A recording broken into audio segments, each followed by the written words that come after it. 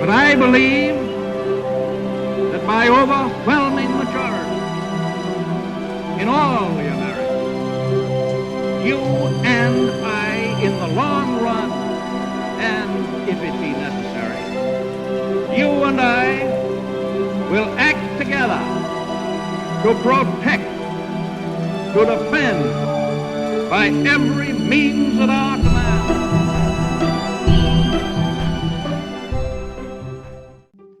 Welcome to the History in Motion podcast, where we discuss leaders, their decisions, and how they shape the world we live in today. In this episode of the History in Motion podcast, we uncover the remarkable story of Oleg Gordievsky, the KGB officer who became one of Britain's most valuable Cold War spies. As a high-ranking member of Soviet intelligence, Gordievsky risked everything to secretly work for MI6, feeding vital information that shaped Western strategy and exposed Soviet operations. From navigating the dangers of double agency to orchestrating a daring defection, his story is one of courage, deception, and an unwavering commitment to his ideals. Join us as we explore the extraordinary life of Oleg, his double life, his daring escape, and the profound legacy he left behind in the shadowy worlds of Spies.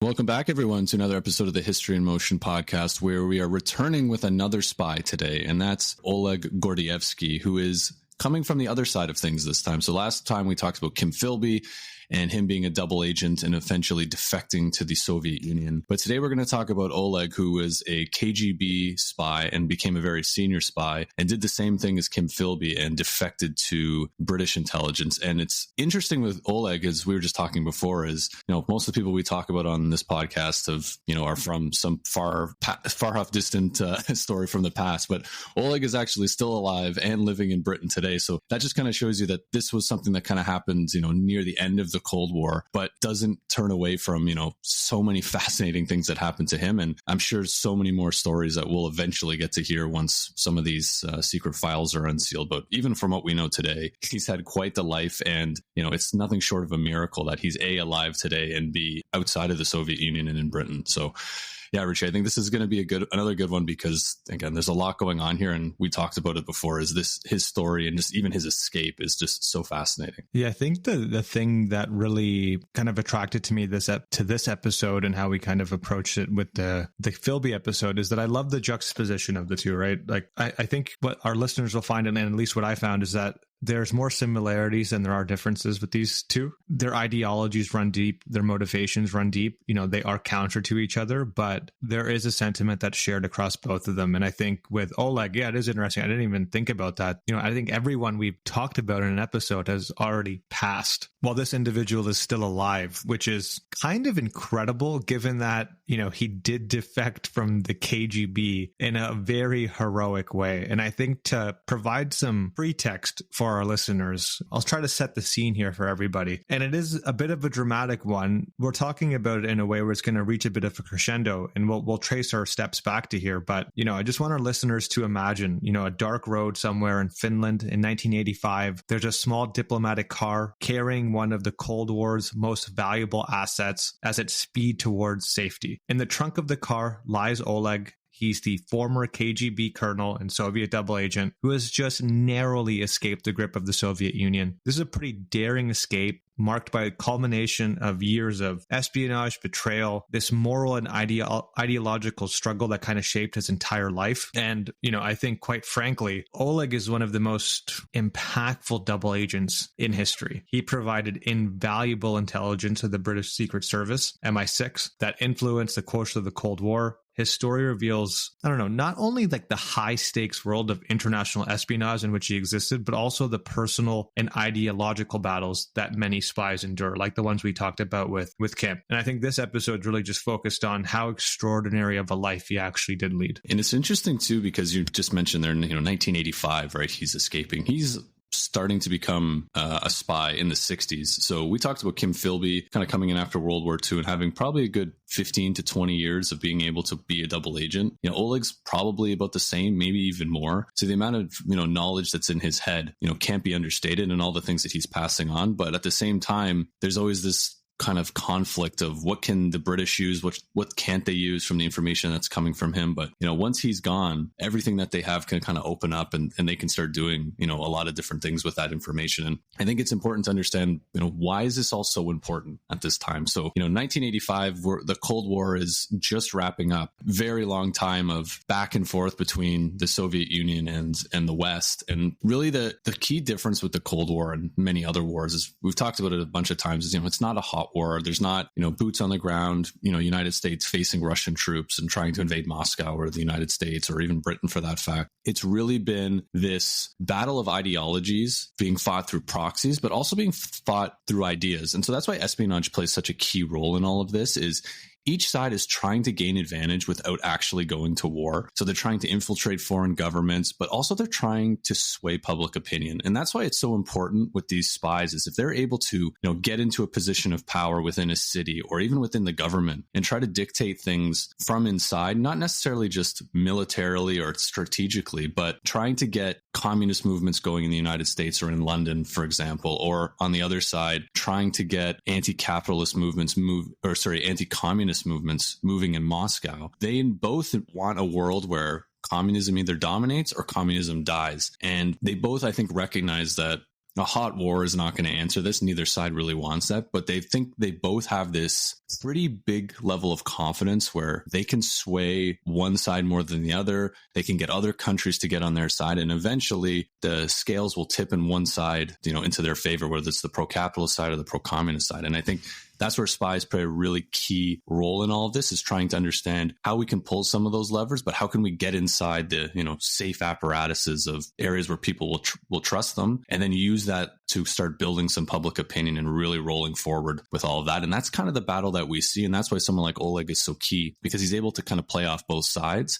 and able to understand this anti-communist movement, pro-communist movement, and really try to find where he fits in all of this. And again, really fight more of this propaganda war, ideological war, more so than necessarily, a hot war. Yeah, I couldn't agree more. I think two big things that really came out of your kind of analysis there. One, when I think about the Cold War, I think about spheres of influence, right? You have the Iron Curtain, which is, the Soviet ideological border that's put on countries in Eastern Europe. And, the States and the European countries of the West are doing the same thing. And it's really about how far can their spheres of influence stretch, while at the same time, how well can we buffer against opposing spheres of influence? And I think this is where master spies, the best of the best, like Oleg, are so crucial. It's almost like, to me, that image of a chess master playing 8 games at once and being on top of every single piece and move across those 8 games. This is how I see, or at least kind of imagine, how they must be thinking at any given time, because, they could be saying one thing to their direct leadership, but at the same time, they have to be cognizant, especially someone like Oleg, who's feeding information to MI6. He's got to protect himself, so he is insulated from any blowback, but still has to provide value for his handlers on the other side, right? It's a very tenuous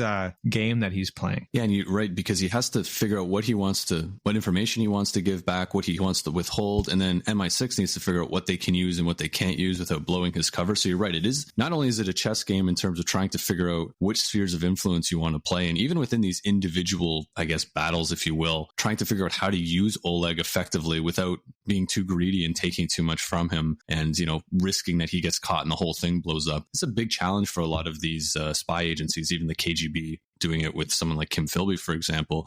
It kind of goes back and forth, but it all comes together with this level of, ideological indoctrination that they're really trying to put on their different populaces. And you mentioned these spheres of influence. Not only is it trying to go into, say, a Vietnam, for example, and actually intervening in a physical hot civil war and trying to say, yeah, we're going to do the pro-democracy, pro-capitalist side of this war, and we're going to promote that, and we're going to support that physically. But it also works on the other side too. You might go into a country that's pro-communist like Cuba, and you see the United States going in there all the time and just trying to destabilize things internally. And having a really big spy ring within those countries is really important, because you understand what's going on in the government. You can understand if someone like Castro, for example, if he's worried about someone in the country, or if he's losing grip over certain parts of the country.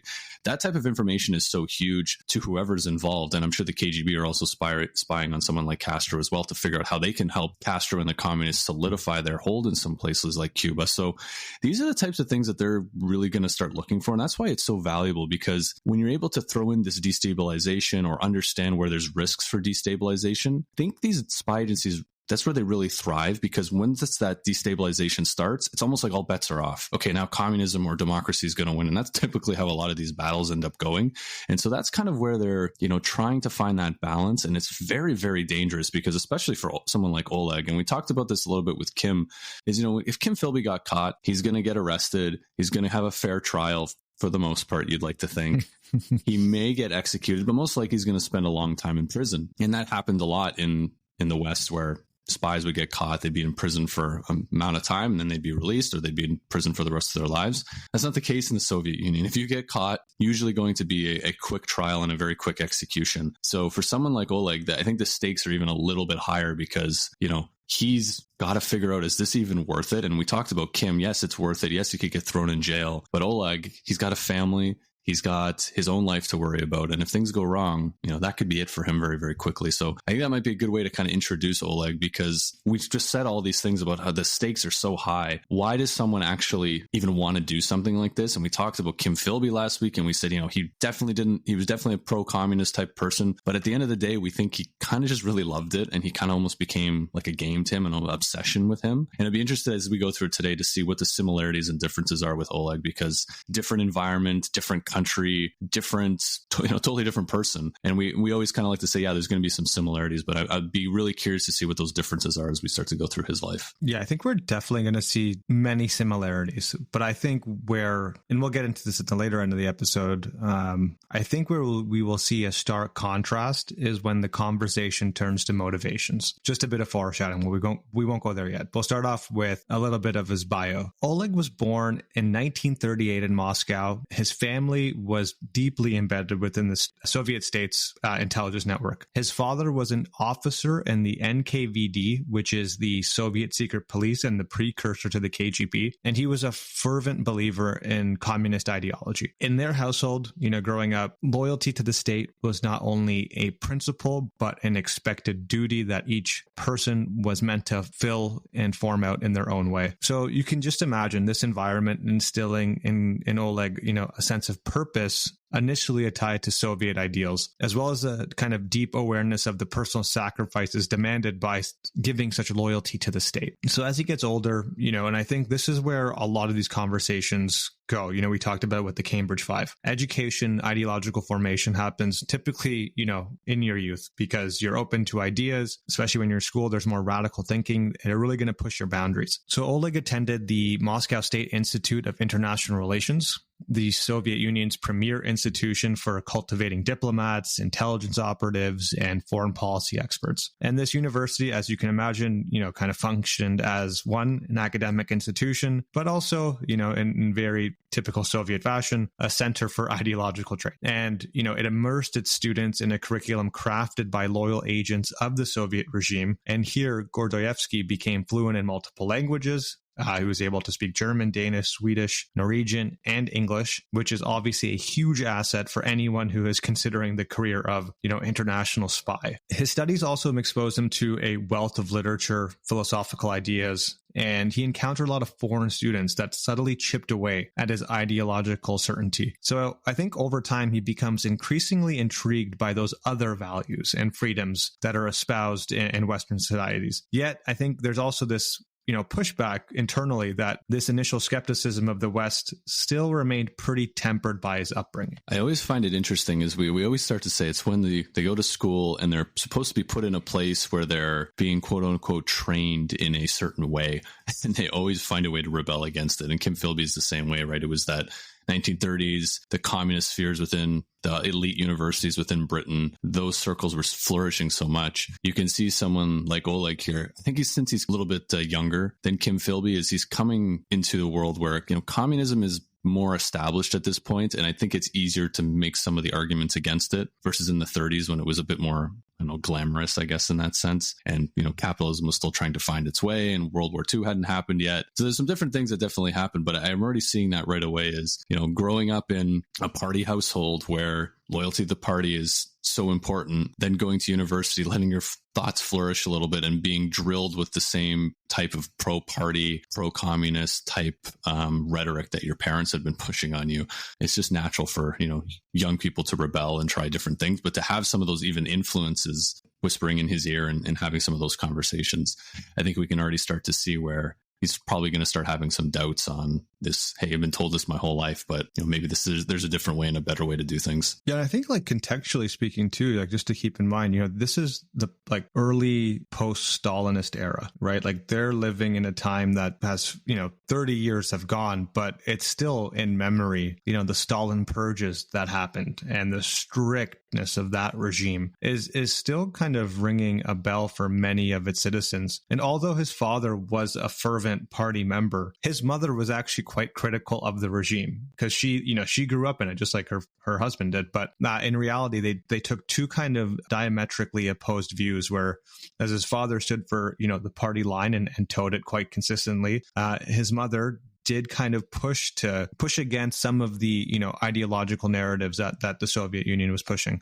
I think that's interesting because you have, is really a big change. And we talked about this, right, with the Soviet Union, is when Lenin came in, absolutely it was violent, but the Tsarist regime had really run its course. They refused to innovate. They refused to make reforms in the way that was needed. And a lot of people were happy for something new. And yes, the Bolsheviks were very violent, but Lenin was a bit of both, right? You could tell his ideology was very intense, but it wasn't the Stalin level of intense that we ended up seeing when Stalin takes over and what happens through the war and all of that. So for someone like his mother, and I'm sure his grandmother as well, growing up and seeing so much change, there was probably so much hope over all these periods in time. And then, Stalin really comes in and puts his foot down and says, this is what Soviet communism is going to be, and it's going to be violent, and you're going to be running for your lives if you're, not towing the line and, disappearing and all these sort of things, and the gulag and just everything that's so awful about the Stalinist regime. You can definitely see where I almost see two sides of it. Like his mother's probably seeing it from I'm pretty critical of this because it's not good for Russia, but his father is definitely seeing this almost maybe as like a security blanket at the same time, right? He probably does believe it, but also he understands it's also a means to an end for a lot of people. If you're not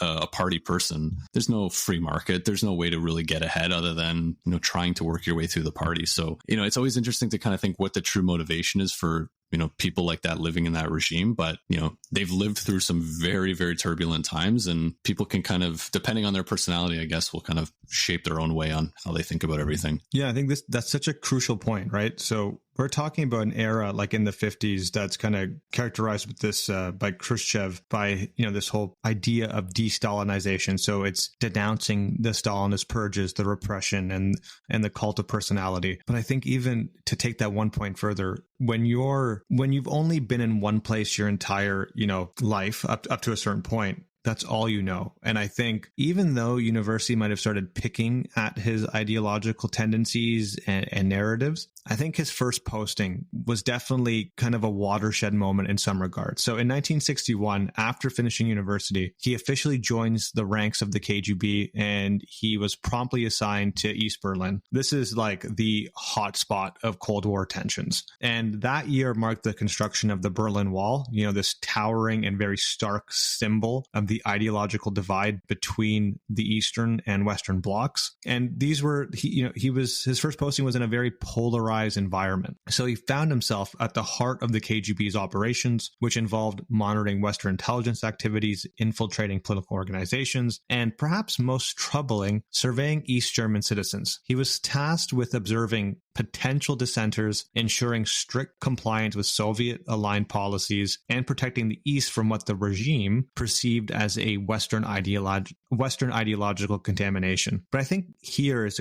a really big turning point, because he's quick to notice that this environment of Soviet rule that's being imposed on East Germany is quite suffocating. The Berlin Wall just isn't a barrier, but it becomes a constant reminder of the oppressive control the state wielded over its people. And I think through those daily interactions, he witnessed the deep fear that many citizens harbored. They're fearful of expressing any views that might be considered anti-state or anti-Soviet. Then he's dealing with the tools of control. Again, this goes back to the idea of arbitrary arrests, to, pervasive surveillance. It paints a picture of a Soviet regime that's far from the ideals of a, liberal liberation and equality that he had been raised in to believe within, his circle. And I think this experience kind of plants the initial seeds of doubt about the nature of the Soviet state and what it's truly trying to accomplish. It's such a great point because you're right. He's in East Berlin. It is the hotbed of everything that's happening in terms of tensions between East and West.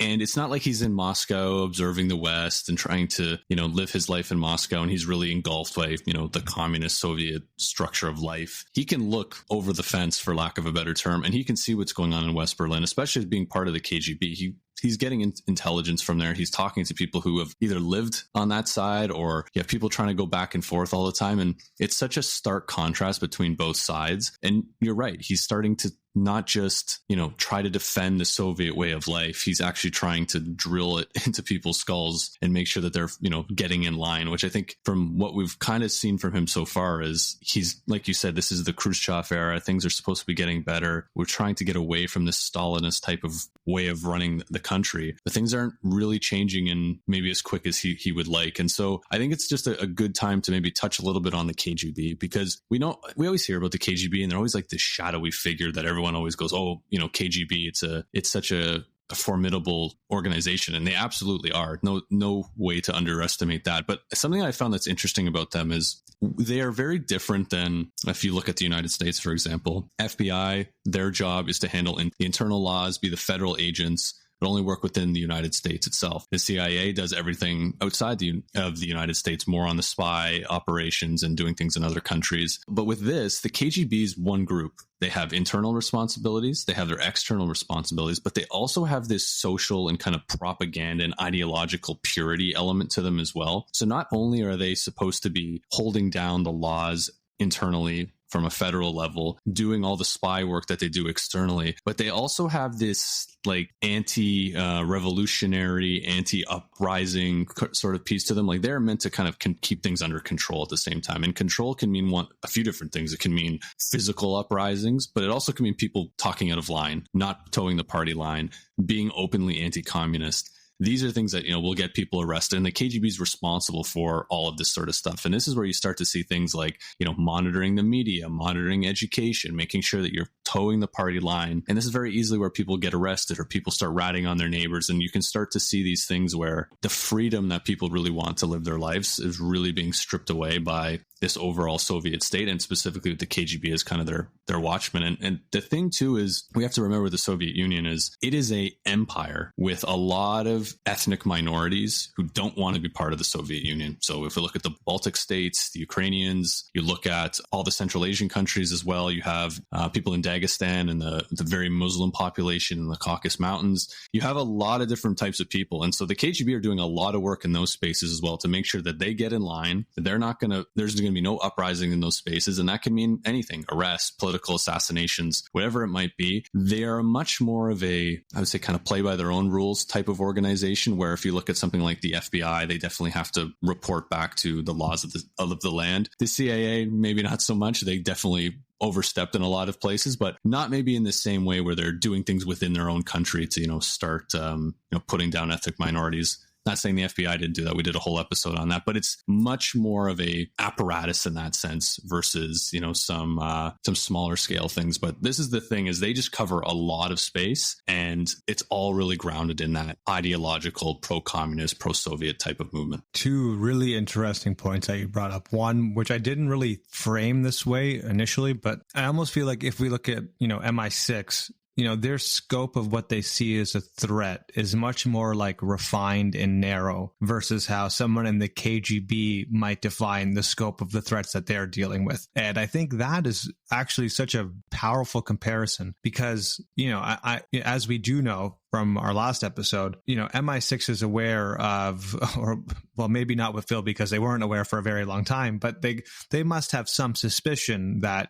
organizations like the Cambridge Five groups like the Cambridge Five or, universities in general are hotbeds of like political dissidents. But here, in the Soviet example, it's almost like, that shopkeep from around the corner might also be, an ideological traitor. So we really have to tap his mail and see who he's been talking to. So the KGB, it's interesting. Their mentality is so much broader than, I think the examples of MI6 that we were talking about in our last episode. Yeah. And I think it's the level of suspicion too. That's all they really need on the KGB side. Where they're suspicious of someone, throw them off to prison. It can be a political type dealing that's going on, where we see more in the West. There's a bit more of that due process. Kim Philby could have been arrested and thrown in prison a million times for suspected communists. But again, there's a different way of doing things within Britain, which, you might be, if the KGB is looking at that being like, well, if you were us, you would have arrested him a long time ago and you wouldn't have had to worry about this. But it is a little bit different, especially when it's, like you said, the shopkeep down the road who, maybe spewing some anti-communist stuff after, a few too many one night. And then, you wake up the next morning and he's disappeared. So yeah, it definitely instills that level of fear. And you can tell from Oleg and his family, there's probably definitely some of that. And I think, yeah, it's almost this new version of young Russians who are coming up. They don't remember the days of the glorious revolution as it was kind of told. They really grew up in this Stalinist world, and they're kind of growing up saying, yeah, the world you grew up in wasn't that great, and we're going to try to make some reforms, but maybe it's not happening quick enough. And with Oleg, we can already start to see that a little bit. And again, he's seeing firsthand. He doesn't have the propaganda filter of the West is terrible, everything that the West does is the worst, this is the best way. He's physically able to see what's going on. So for him, I think it makes that decision to start sharing information a little bit easier. I think that's such a powerful point, and I think it's the perfect segue into the next portion of the discussion, which is, he saw it in real time, right? And I think this level of disillusionment that probably started in university continues to intensify in his early careers. And I think a key watershed moment is the Prague Spring. So I think his disillusionment kind of, came to crescendo in 1968 when he witnessed the Soviet Union's reaction to the Prague Spring. So for our listeners who might not be familiar, this is a Czechoslovakian pro-democracy movement that sought to bring socialism with a human face. Hopes soared very high amongst the Czechoslovakian people for a far more open and liberal form of communism, one that,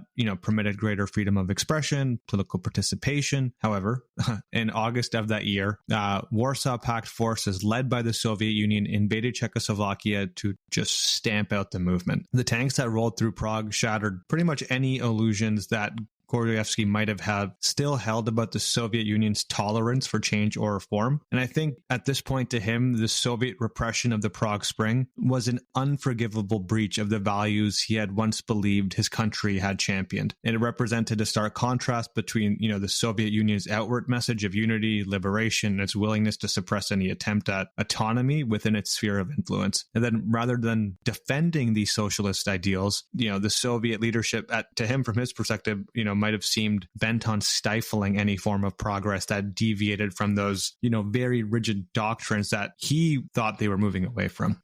It's a perfect example of this is why the Tsarist regime fell, right? They refused to reform, even within the constraints of we're still going to be a monarchy. In this case, this is still a communist movement. They're still going to be probably more tied to what's happening in the Soviet Union than they would be to the West. But the Soviets are saying, this is one step in the wrong direction. We still need to have ultimate control. And you're right. It's probably a final nail in the coffin for a lot of these maybe more, progressive type communists. We're trying to find that nice balance between how can we still be communists with all the things that, the Czechoslovakian people were trying to push for. But, to roll in with tanks is a very clear message of, try to progress all you want. But at the end of the day, we're big and powerful Russia, and we're going to stamp this out as quick as we can. Exactly. And I think that's such a powerful turning point for him. And I think the ideological shift is here at this point in his life. It might be quiet, but it exists. And I think it's growing. And I think he begins to see the KGB as a force that values loyalty and obedience over truth or justice. And these realizations kind of shape the choices he makes in the following years, which, transform him from a very dutiful intelligence officer to one of the most significant double agents of the Cold War. And I think this is kind of the turning point, right? This is his first contact with MI6 that's going to happen just a few years after the Prague Spring in 1974. Oleg is assigned to Copenhagen, where he would serve as a Soviet intelligence officer at the KGB's Danish outpost. By now, his growing disillusionment with the Soviet Union has reached critical mass. Years of witnessing those contradictions within the system he served pushed him to the edge. He finds himself torn between his loyalty to the Soviet state and his desire for a life free from this kind of authoritarian control and oppression. And he's almost come to despise it. And, he's living in Denmark, which is a relatively open and democratic society. It's pretty progressive for the time, which only highlighted the freedoms that many of his Soviet counterparts lacked. Again, kind of intensifying his inner conflict. It's interesting because as I was going through a little bit on the KGB and how they would recruit, one of the things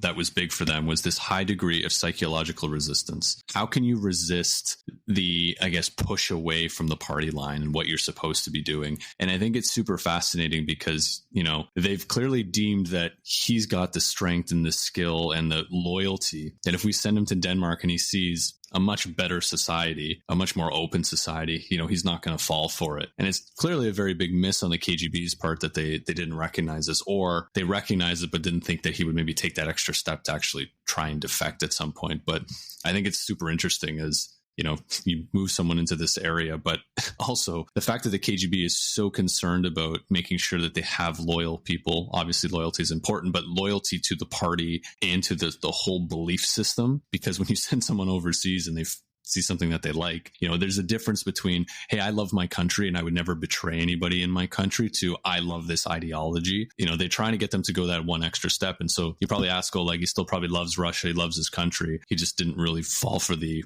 psychological and ideological elements to that. So it's super interesting now that he's in Denmark because, he's seen the differences between Berlin. He's seen a very now progressive and open European country. Those walls are broken down so much over this period of time, but now he's physically entrenched in that environment. It's a pretty easy, I think, next step for someone like him who's in this spot. But, it's a bit of a miss, I think, for the KGB. But at the same time, I always wonder how many people were like him that went there and said, yeah, this is way better, but I'm not going to risk anything on terms of, sharing information. Exactly. And we don't know about, right? And I think this is probably, this is the major turning point, right? Like in A Turn of Fate, this is where MI6 approaches him with an offer to work as a double agent. But this isn't their first encounter. They've approached him a couple of different times. And there's actually one story in one of Ben McIntyre's books where they actually try to set him up in a honeypot because, as the story goes in the book, Oleg arrives in Denmark with his wife and he just cannot believe the level of freedom that people in Denmark have. And he finds himself at a sex shop and buys a couple of magazines, not out of, any sexual interest, but just to showcase to his wife, like, look at the freedom that the people in Denmark have. At this point, though, he's being tailed by MI6 agents who think, he actually might be able to get honeypotted. So they actually try to set him up with a young Danish man who he totally rejects. And then MI6 thinks like, okay, did we just misread this entire situation? So they go after him again with a guy named Richard Bromhead, because I think he's picked up playing tennis or something at this point. And this is where that alliance actually, comes together because he's passed their, approaches 2 or 3 times at this point. But this last time, he doesn't dismiss the offer. And I think that's because, this proposition by MI6 really is starting to mirror his internal struggle. It presents him with a chance to act on those, deeply buried convictions now. And this is an opportunity for him, maybe a moment of self-affirmation, a decision to kind of stand on, what he believed to be on the right side of history. That story is just too funny, right? Of hey, so good.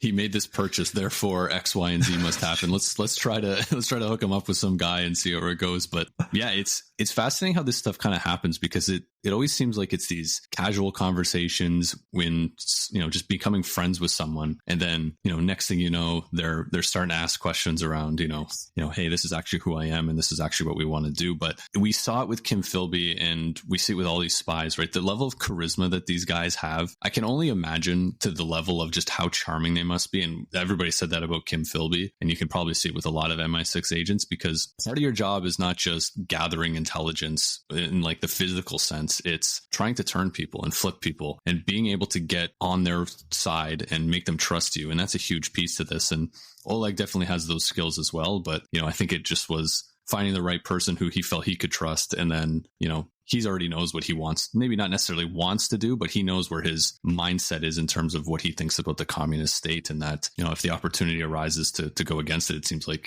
he jumped at that opportunity. And I think one of the key kind of hallmarks of our Philby discussion was how much money he was given by the Soviets, right? And money is a great motivator, but with Oleg, he wasn't actually lured by any promise of financial rewards. And I think that's actually a pretty interesting detail. And I don't want to read into it too much, but I do think for our listeners, it's something very important to keep in mind, right? Philby, as we know, spent a lot of his money, was married multiple times, and it seems like he was in constant financial stress. And obviously, if you're turning a double agent, paying them, just strengthens your bond. If I'm trying to turn someone, if you rely on me for your income, I know I have something on you. Whereas Oleg, this might be a very peculiar spot to put his handlers in, because he doesn't necessarily want any money. He might take some, but they know he's not motivated by it. So if it dries up tomorrow, is he still going to be, a good intelligence officer, kind of, sharing truths from the Soviet side to them? Yeah, it's interesting because I think of like the flip side, right? Like Kim Philby can go and spend a lot of money in Britain and kind of blend into a crowd and stuff. But if you're really rich in the Soviet Union and you're not, one of the top party members,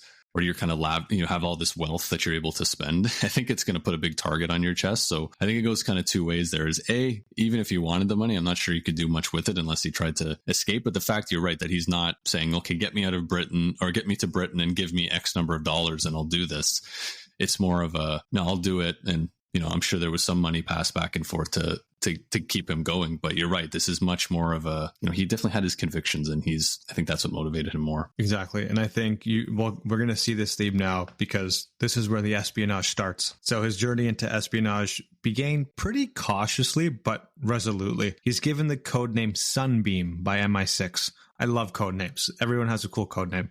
He started by passing along pretty small pieces of intelligence, sharing details on, some KGB operations and objectives in Denmark. Each piece of information, which seemed minor, begins to paint a clear picture for MI6 of what the Soviet intentions and tactics are in Western Europe. And as trust between Gordievsky and his handlers grow, the scope of his contributions expand as well. So he provides intelligence on the KGB strategic priorities, information on Soviet diplomatic and intelligence personnel, insights into the mindset of Soviet leadership. His information proves invaluable. It offers the West an inside view into the very workings of Soviet espionage. And he's operating under immense pressure at this time. I have in my notes, he took calculated risks. But, these risks are massive. We have to realize that even a minor misstep or misjudgment could expose him and cost him his life and the life of his family. So he's developed coded communication methods to kind of work around this. He's arranged clandestine meetings, and he's trying to adhere to MI6's very meticulous protocols to minimize the chances of any detection. And, one of these protocols, just for anyone who's curious, is called, I think it's called like doing the laundry, which is, you're going to go in a million different directions in the most roundabout way to make sure you lose any tail to get to the spot that you're going to, so you can guarantee when you meet with your handlers, no one's followed you there. And that's just one angle, right? We'll get more into the details of how it's almost comical, actually, like the level of details they do to do drops and stuff, because we're talking about an era that still isn't like super technologically savvy, right? Phones are non-existent. There isn't email. People are still kind of working around in very manual fashion. And this is kind of in the heyday of espionage. Yeah, and it's interesting with a lot of the stuff that's kind of going back and forth is, and I mentioned it kind of earlier on when we started the episode, is, how much they're able to act on, be the British on this. They could get 10 pieces of intelligence from Oleg. They're all fantastic, but you can't act. You have to be very selective on what you act on, because eventually, people on the KGB side are trying to stitch together, what type of information is coming in and out, and what the British and what the Americans are acting on.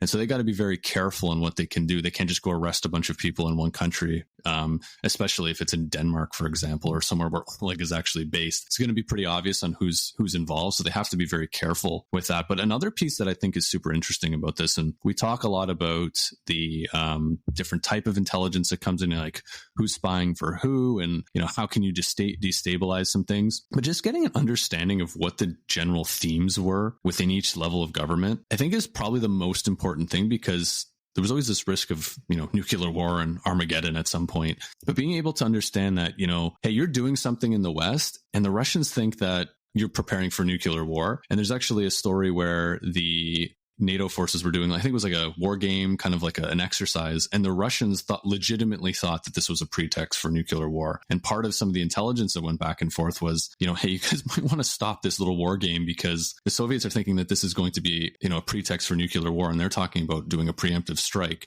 And so the West, shuts that down and says, yeah, okay, don't worry, we're not doing anything. This was just more of a prep exercise. So there's a lot of that going on too. And you can just see how valuable that is, not just for each side, but in a situation like that, they're so scared of the other one doing something first to kind of kick off this nuclear war, that having insiders on each side to just be like, well, hold on a second. Nobody really wants war here. And so I think when we look at the type of information that he's passing on, this is the stuff that, may not be able to be acted on in a way that's advantageous maybe to the West, but advantageous to everybody involved, more so because, hey, if this can stop a war, there's nothing better than that. That's probably the perfect type of intelligence. Yeah, and I think that's the kind of game he's playing, right? And there's the risk in all of decisions that he makes. And at one point, he's actually recalled back to Moscow. The rationale as to why isn't really that clear from what I read, but it just seems like people are getting a little suspicious about the level of detail that he was putting into his work was kind of, it wasn't as good as it used to be, because he's known for being a very diligent worker. So he's actually recalled back to Moscow, and he works there for like 2 or 3 years without any MI6 contact, any MI6 communication. And, he diligently just does his work for 3 years without any informal communication with MI6. But he's such a diligent worker that people become less suspicious, and they just, they continue to promote him. And in one of the greatest ironies, I think, in spy history, he works so diligently that he's actually promoted to the KGB resident designate in London in 1982. Like, this is the most pivotal moment in his career and in his covert work with MI6. The role of resident or chief of the KGB's London Bureau is probably one of the most sensitive and high stakes positions within the Soviet intelligence structure. So this places him at the helm of Soviet espionage efforts in the United Kingdom. He's responsible for overseeing operations, gathering intelligence, and maintaining covert Soviet networks and interests in one of the most strategically important Western cities. And his appointment essentially provides him unparalleled access to that entirety of intelligence operations and policies around him. I don't really have much to say to that other than that's hilarious, because we talked about Kim Philby in the same way, right? He was designed to, hey, we got someone who's leaking info to the Russians here, go find him. And he's like, yeah, that's me. And I'm just going to, send you guys around in circles. And it's kind of the same thing, right? Is, of all places to put him in the place where, he probably wants to be the most, and it's going to hurt you the most. So other than, all I could say is, yeah, that's just too funny that happens. And, it's kind of a funny theme that keeps coming up when we talk about these spies. Yeah, it's incredibly ironic. And I can't even imagine how he felt, right? To be promoted to London, knowing what he's about to do and what his goals are. And in terms of the levels of contributions that he's made, like, we can't even get into it because most of it's probably still classified, and the reality of that is he probably helped undo so many Soviet operations in the Eastern and Western world. But one of his most significant contributions was his ability, and I think, Paul, you just kind of touched on this, was his ability to communicate the paranoia of Soviet leaders. The leadership in Moscow was highly suspicious of the West. They interpreted, and this goes to your story, routine NATO exercises as a prelude to war. And I think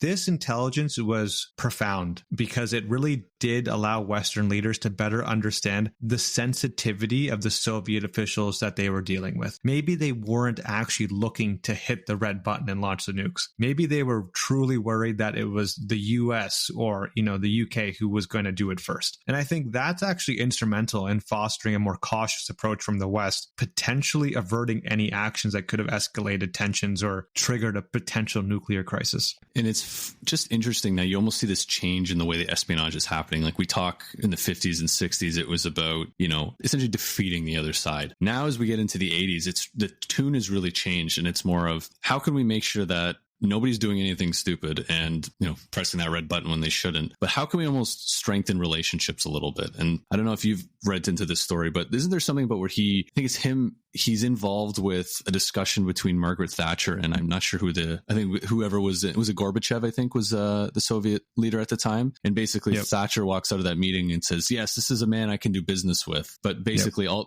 the questions were written by Oleg. And they were passing it back and forth. And so the intelligent apparatus kind of rigs that meeting to be very friendly and make sure everybody's kind of, oh, this works well for everybody. Great. We can walk out of here and, have better relations, which is just so funny how quickly, the goals of espionage are going to change. Obviously, you want to know what's happening. And if things go in the wrong direction, you want to be a step ahead, but you can see it's changing. It's how do we get to a point where it's a little bit more about cooperation and easing tensions versus getting things more tense and getting, almost getting into a zero-sum game sort of situation. Exactly. And I think that's probably one of the biggest takeaways that I had. It wasn't some secret nuclear missile, launch plan that Oleg shared with MI6 or the CIA, but it was this sentiment that my leaders in the Soviet Union are extremely paranoid.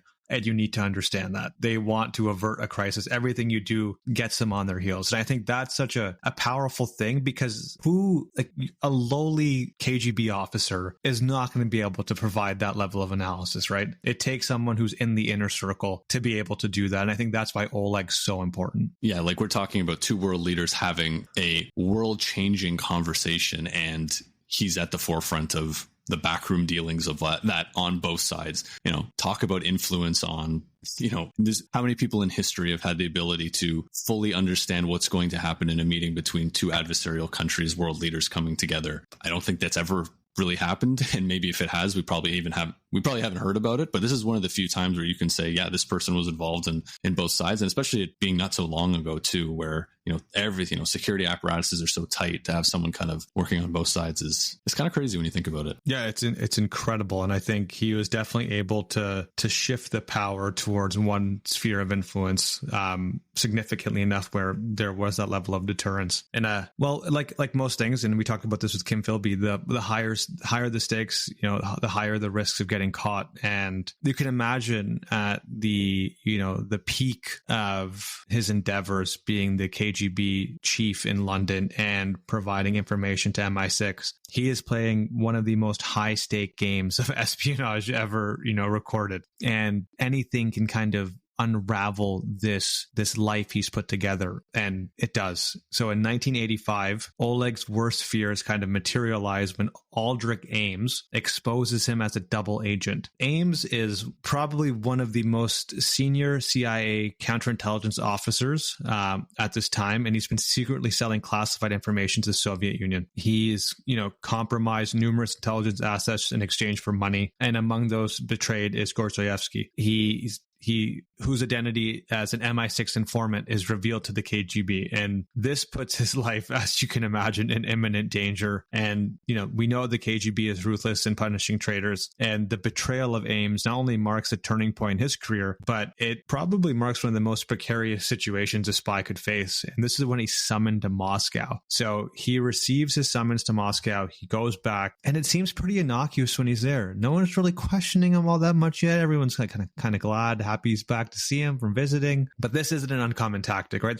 They're trying to lull him to sleep a little bit to see if they can catch him off guard. But then what ends up happening is that he's subjected to interrogation and house arrest. The KGB question him intensively. They attempt to essentially force a confession. And although the KGB had suspicions, they lacked any concrete evidence to confirm him of his guilt. And Gordievsky, with his years of training, managed to withhold a full confession. Nevertheless, the KGB was convinced enough of his guilt to place him under constant surveillance and house arrest, confining him to his apartment and monitoring his every move. And during this period of house arrest, the situation becomes pretty desperate, as you can imagine. He's essentially living on borrowed time.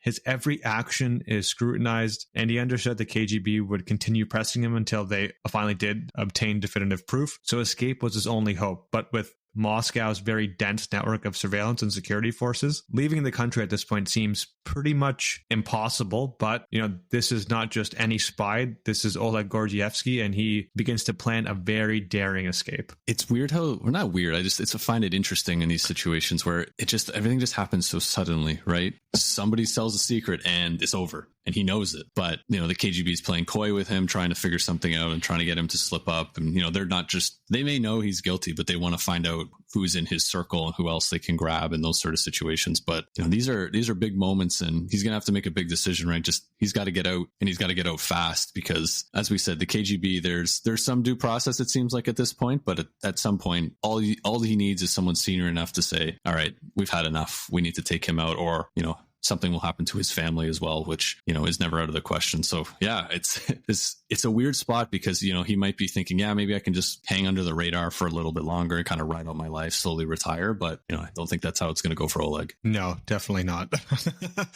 With the KGB, I'm honestly surprised that they didn't kill him right away. But again, the reality is this isn't some low-level KGB officer. This is the chief resident of the KGB headquarters in London, right? If you're going to essentially send someone to death at his level, like, the burden of proof is obviously a lot more important than someone who doesn't have the same level of strategic importance. And I think this is not only true for the Soviets, it's also just as true for the British. And this is where that kind of daring escape starts. It's called Operation Pimlico. So MI6 had long prepared for the possibility that Oleg might face sudden danger. And in the lead up to his recall to Moscow, he and his handlers had worked out a very detailed escape protocol. The plan was ingenious but very risky. It involved coded signals, very strict timings, and a sequence of pre-planned moves. Oleg would initiate the escape by showing up at a specific location in Moscow, a bus stop at the Leningradsky Prospect, wearing a very distinctive outfit and carrying a plastic bag filled with groceries. A nondescript but vital sign to any MI6 agent watching, so his British handlers would then attempt to extract him from under the very noses of the KGB. In one part of the plan, and this is probably the most harrowing, in an attempt to evade his KGB surveillance, which is no small feat given that he's under constant supervision, with very carefully timed movements, he managed to actually slip the tails from the Soviet Union and reach a rendezvous point, which he secreted into the trunk of a diplomatic vehicle, which is driven by an MI6 agent. And this journey to the Soviet-Finnish border begins. So the car, offers diplomatic immunity, which is obviously great and offers some level of protection. But, this is Russia. MI6 knows that any actual suspicion could result in a fatal showdown at the border. So the drive itself is pretty intense. But MI6 has plotted out various contingency plans for unexpected stops or inspections, but each border checkpoint obviously brings a pretty real, palpable fear that the KGB might just, go open the trunk and see Oleg there. And as they approach the final Soviet checkpoint, the tension in the car, is definitely at its peak. Oleg's crammed into the hidden compartment, but he's waved through last minute, which is kind of this nail-biting relief for anyone who's involved. And they finally cross into Finland, leaving Soviet territory behind. And once he's safely out of the Soviet Union, from Finland, he's swiftly flown to the UK, where he could live free from KGB surveillance and or any retribution, as far as they don't infiltrate, the UK to seek any vengeance out. But in many ways, Operation Pimlico is a massive victory for MI6, and it kind of becomes this legendary move within intelligence circles of one of the most boldest and most successful extractions in Cold War history. Ooh, that's, again, I'm just thinking of the tension and even watching that as a movie or something, you'd be on the edge of your seat. And I looked up a couple interesting facts about this escape, and I love it because it's so Hollywood, the way this Like when we think about like a typical spy situation, like when they said Perfect. he was waiting on the corner, he had to be holding a Safeway bag, and then a British agent would come up eating some sort of British chocolate bar, and it ended up being a Mars bar, and that's how he knew.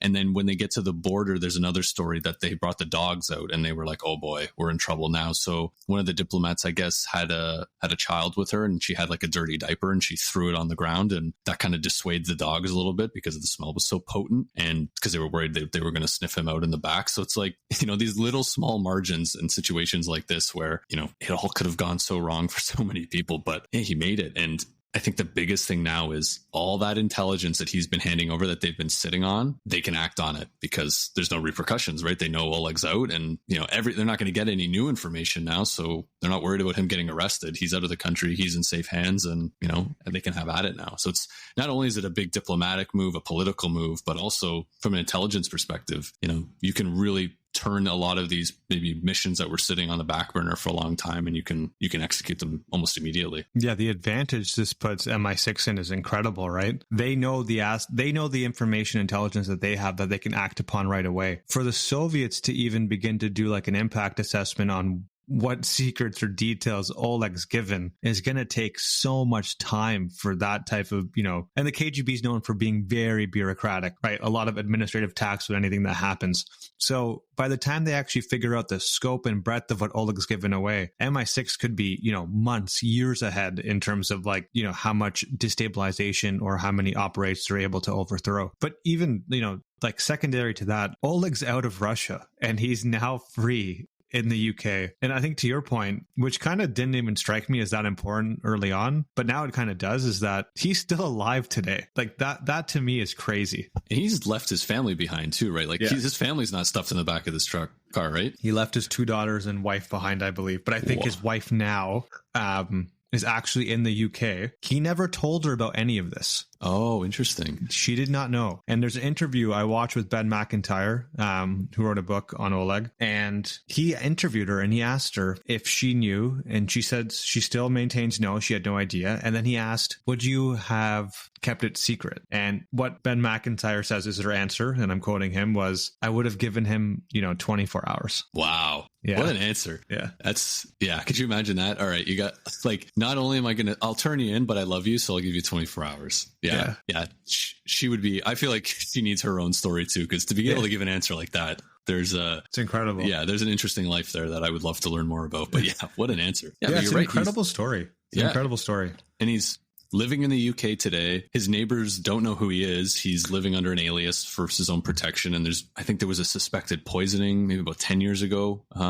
I'm sure because he's still a national embarrassment to the Russians, right? And we know Putin likes a good poisoning. So, I'm not surprised that, this is, he's still having to live almost like a bit of a spy life and try to protect himself from something, obviously not to the same level, but yeah, he's still alive and still kicking it in the UK, but nobody really knows where he is other than a few people. And it's just, again, it's a crazy story. It's from, elite KGB operative in East Berlin, moving, coming back to Moscow, escaping in the back of a car and living out his later days in, somewhere in England. Pretty wild. It's an incredible story. And I think maybe just as a closing thought, comparing and contrasting between Kim and Oleg is very interesting, because with Oleg, I find that the lived experience of him seeing the Western world and the freedoms that came with it really did motivate him more than any amount of money could. And I think that to me is probably a very powerful sentiment that I haven't unpacked yet, but it just goes to show you the intricacies and complexities of trying to understand any one person's motivation for doing anything, let alone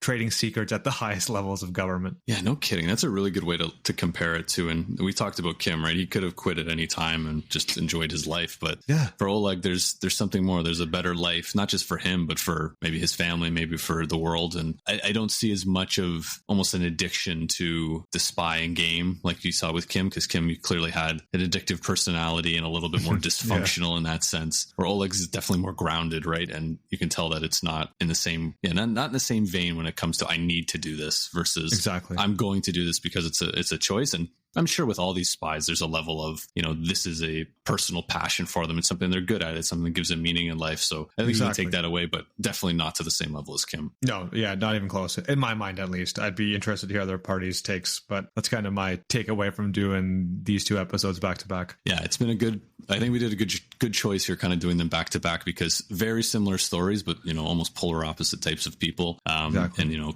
coming from 2 different worlds is super interesting. And I think the thing that I liked the most too about this was the different ages. I think coming along in the later Soviet Union versus, growing up in the 30s where everybody was, flirting with communism through universities in the West. I think it really shows that, if Oleg was born at the same time as Kim, I think there would be a very different outcome here. So I think, that's an interesting way to kind of, close it off. But you're right. I'd like kind of that, compare and contrast between the two. And I think it kind of helps us understand a little bit more of the motivations. And, it's definitely not a one size fits all when it comes to these spies. No, not at all. Awesome. Well, I think that's a good time to wrap up. And we'll be back in a couple of weeks with another episode. So thank you everyone for listening.